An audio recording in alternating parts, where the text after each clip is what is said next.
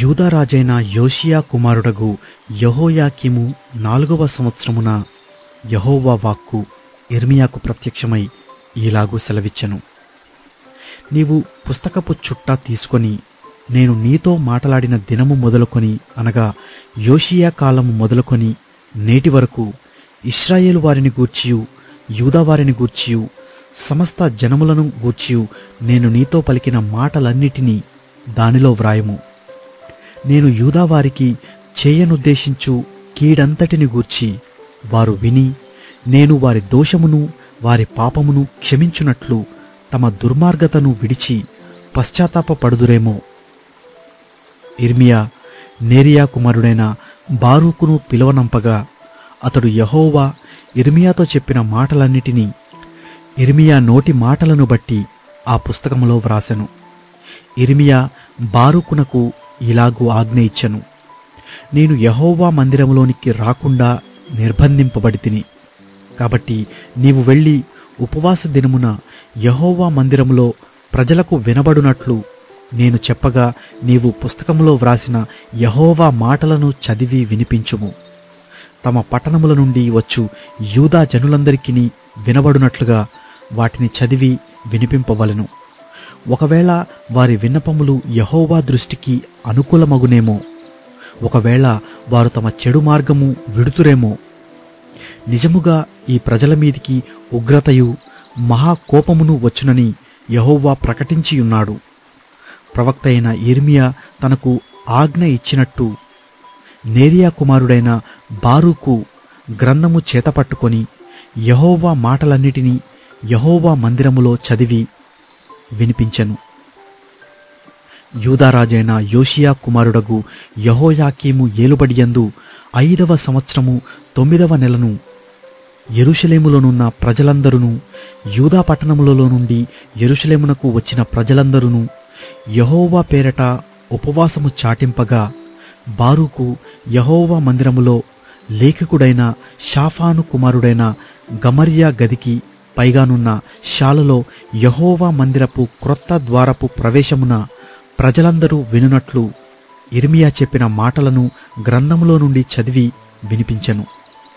షాఫాను కుమారుడైన గెమర్యా కుమారుడగు మీకాయా ఆ గ్రంథములోని యెహోవా మాటలన్నిటినీ విని రాజనగరులోనున్న లేఖికుని గదిలోనికి వెళ్ళగా ప్రధానులందరూ లేఖికుడైన ఎలీషామా, షేమాయా కుమారుడైన దెలయ్యా, అక్బోరు కుమారుడైన ఎల్నాతాను, షాఫాను కుమారుడైన గెమర్యా, హనన్యా కుమారుడైన సిద్కియా అనువారును ప్రధానులందరూ అక్కడ కూర్చుండి ఉండిరి.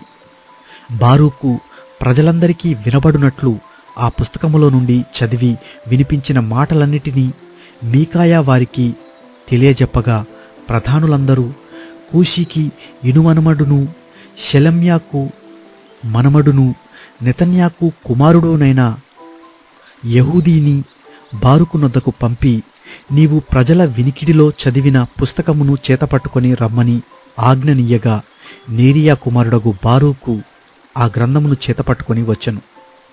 అతడు రాగా వారు నీవు కూర్చుండి మాకు వినిపింపుమనగా బారూకు దాని చదివి వినిపించెను. వారు ఆ మాటలన్నిటినీ వినినప్పుడు భయపడి ఒకరినొకరు చూచుకొని మేము నిశ్చయముగా ఈ మాటలన్నిటినీ రాజునకు తెలియజెప్పెదమని బారూకుతో నన్నిరి. మరియు ఈ మాటలన్నిటినీ అతడు చెప్పుచుండగా నీవు ఎట్లు వ్రాసితివి అది మాకు తెలియజెప్పుమని వారడుగగా బారూకు అతడు నోట నుండియే ఈ మాటలన్నిటినీ పలుకగా నేను పుస్తకములో వాటిని సిరాతో వ్రాసితినని వారితో ఉత్తరమిచ్చెను. నీవును యిర్మీయాయును పోయి దాగియుండుడి. మీరున్న చోటు ఎవరికిని తెలియజేయవద్దని ఆ ప్రధానులు చెప్పి శాలలోనున్న రాజునొద్దకు తామే వెళ్ళి ఆ మాటలన్నిటినీ రాజు చెవులలో వినిపించిరిగాని ఆ పుస్తకపు చుట్టను లేఖికుడైన ఎలీషామా గదిలో దాచిపెట్టిరి.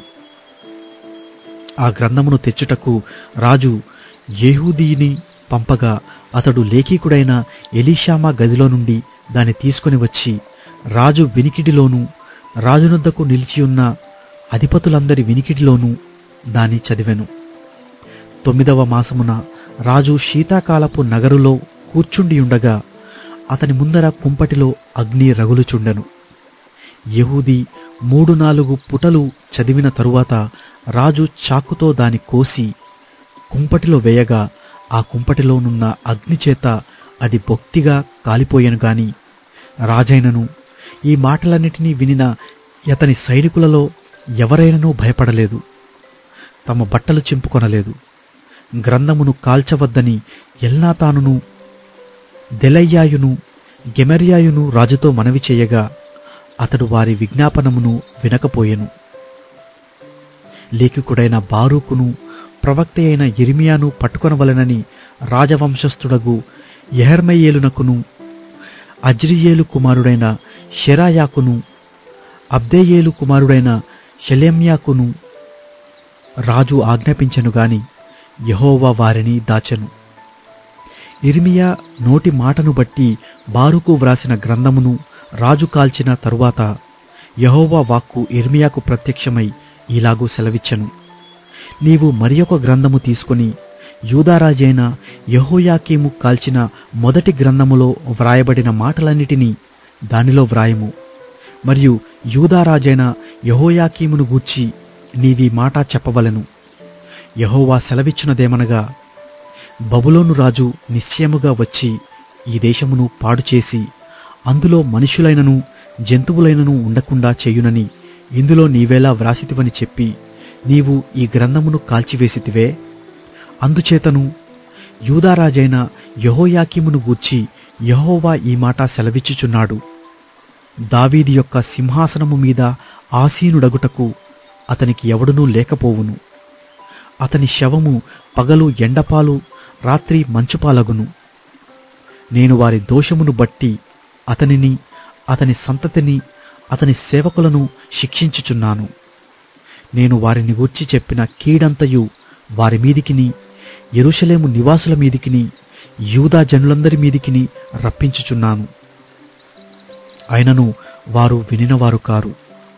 యిర్మీయా ఇంకొక గ్రంథము తీసుకొని లేఖికుడగు నెరియా కుమారుడైన బారూకు చేతికి అప్పగింపగా అతడు యిర్మీయా నోటి మాటలను బట్టి యూదారాజైన యెహోయాకీము అగ్నిలో కాల్చిన గ్రంథపు మాటలన్నిటినీ వ్రాసెను. మరియు ఆ మాటలుగాక అట్టివి అనేకములు అతడు వాటితో కూర్చెను.